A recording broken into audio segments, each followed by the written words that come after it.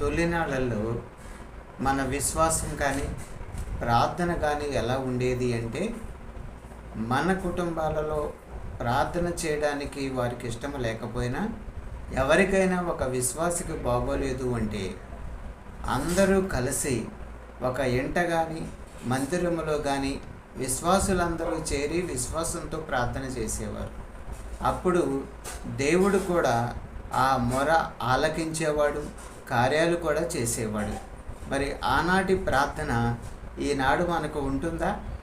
అయితే ఆనాడు హేరోదు పేతురుని చెరసాలలో వేయించి కత్తి చేత చంపించాలని ప్రయత్నాలు చేస్తూ ఉన్నాడు.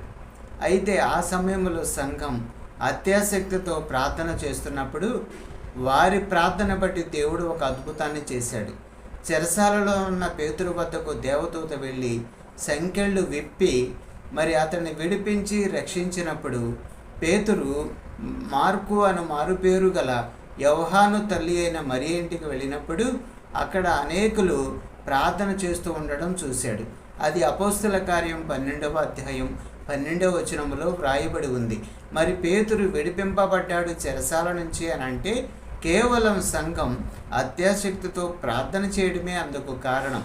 అలాగే ఈనాడు మనమందరము కూడా పట్టుదలతో ఒక సమస్య వచ్చింది అంటే మరి పట్టుదలతోనూ విశ్వాసముతోనూ అత్యాసక్తితో ప్రార్థన చేసినప్పుడు దేవునికి అసాధ్యమంటూ ఏదీ కూడా ఉండదు.